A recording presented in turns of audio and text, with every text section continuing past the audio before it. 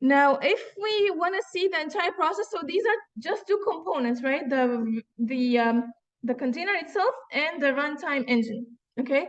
Now there is a process if you want to create or deploy your application as containerized. There is a process there. So this image summarizes, like this figure summarizes the process. Now the four main components are present here, except the runtime engine. Now the runtime engine is present by providing these commands. So all these commands are provided by the runtime engine. Okay. So generally speaking, we'd have two environments. Okay. So the first environment is the development environment in which you create the container image.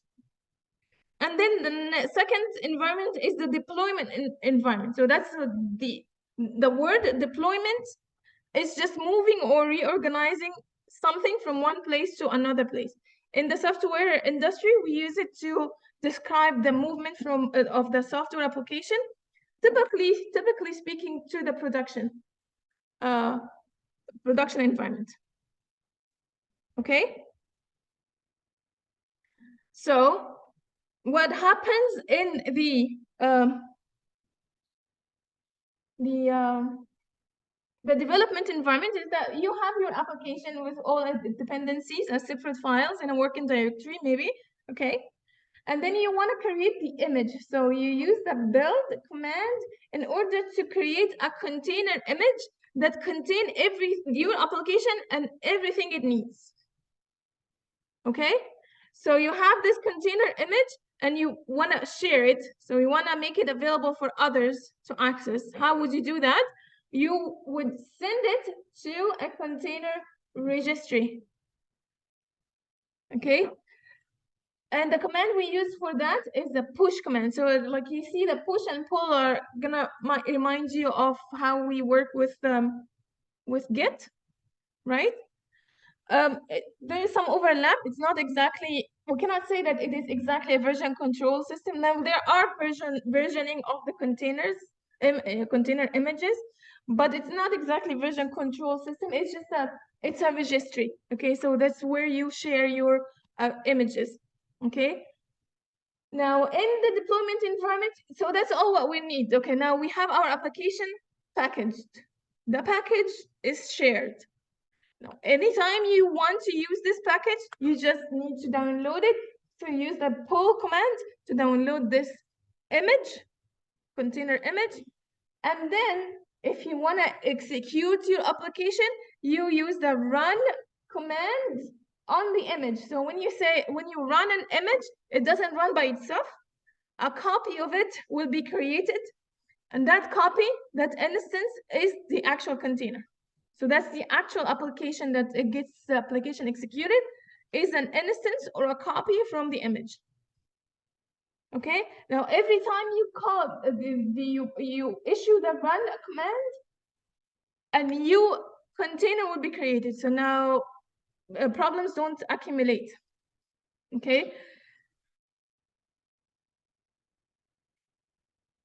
Now it doesn't have to be like, as long as you have an image, you can run it. Now the run command, as long as you have an image, you can run your image in the development environment for the sake of testing. Okay. So as long as you have an image in your system, you can run it in its containerized version. All right. So this is the process that I just described. Okay. This is the general process. All right. Now let's try out some of these. Now this is the concept of containerization in general. Let's use Docker to experiment with this process.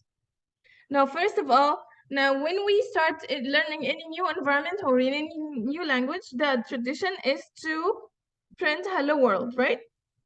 So now let's see if we want to run the hello world container, what is it that we need to do?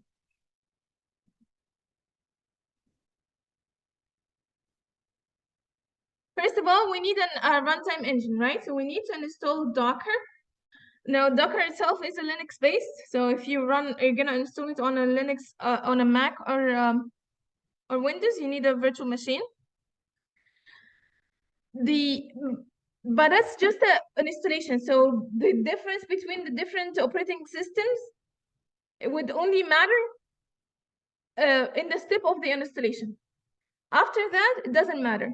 Why is that? Because the architecture of Docker itself, it has two components. One of them, the server that runs in the background, that's the one that deals with the operating system. We don't deal with it directly. Now there is a client component that is the command line interface. That's what we deal with. All the command, build, run, all the commands. We send these commands to the client interface. That is the command line interface. Okay, so for example, here this image coming from an installation on a Linux virtual machine. So it's not virtual machine installed on a Windows. So this is a virtual machine instance on GCP on the cloud. But think of it as a machine, okay? It's not a virtual machine installed on another operating system. Think of it as a standalone machine. Okay, so this is a Linux machine, and this is a Windows machine. Once you install it, it might look different, like the interface, like the window itself, like looks different. But when you issue the command, there is no difference there, and the output looked exactly the same.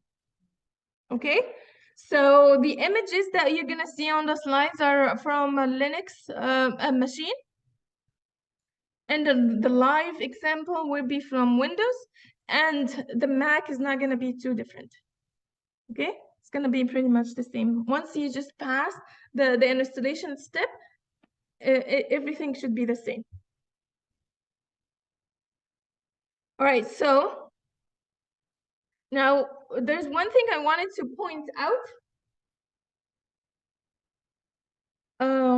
Because we might be tempted, especially for Windows users, when we go to the installation page, we go to the button that says download and then double click on it and install, right?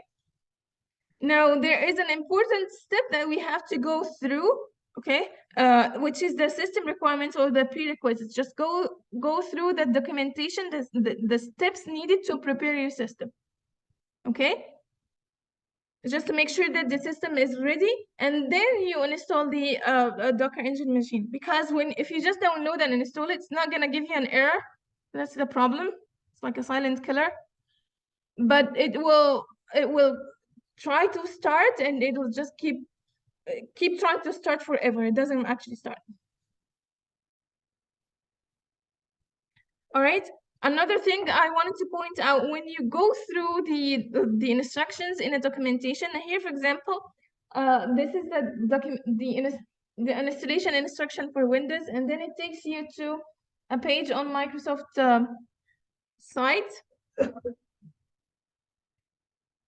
What I want to say is that sometimes the documentation is not exactly accurate, but you don't have to panic. Okay, so sometimes students just take what's in the documentation, and if it doesn't work directly, they just freeze. They don't know what to do. Okay, so something here, example here. So it says that if you run the WSL, the Windows Subsystem Linux install, when it was already installed, it will give you the help text. But that's not what happened with me. That's not what I saw. It just kept trying to install until eventually it timed out. Okay, so it doesn't mean that it's completely wrong. Like it's just, there was just a small typo here. Instead of install, just help, you type help, and it gives you something, and it means it is installed. And I think there is a default installation anyway. So most likely you have an installation. So start by typing WSL -- help to see whether it exists or not. If it exists, then just go to install and give it the distribution. Okay, it's just gonna ask you what kind of Windows, what kind of Linux you wanna install. All right. So what I'm trying to say is that sometimes the documentation is not accurate, but you don't have to panic. You just try different things until you reach. All right. So once we have that Docker installation, let me see here. There is a graphical user interface. I'm not gonna use it now. Okay, I'm gonna use the command line. So I want to see whether it was installed properly or not. So I'm gonna try Docker version dash. Well, as long as it gave me the help, it means it was installed, but the version actually was double dash. All right, so I know it is installed properly. Okay, now I can work with. So the runtime engine itself is done. Okay, we have it installed. Now there is the other component, which is the registry. Okay, now Docker, the word Docker itself is the name of a company that has different products that used in the containerization system. One of them is the runtime engine, okay, that we just used. Another product is the registry that's called Docker Hub. Okay, so if you go to Docker Hub or hub.docker.com, you will see that there are so many images available for you. Let me just look out and so that we start from the beginning. So this is how it would look like. Now you can, if you go to explore, you will see virtually every single software out there, every single popular software out there, there is an image for it. Okay, including Python itself, including Nginx. Well, this is a web server. Okay, some database management system. Almost every single software. That's how popular it is. You see the numbers. It's talking about billions and millions. It's very popular. It really makes the process of installing and deploying software, the software, very easy. Now you can see here there are Mongo database. That's the NoSQL database. There's MySQL database. This is a relational database. Now I don't know if you ever heard of Oracle.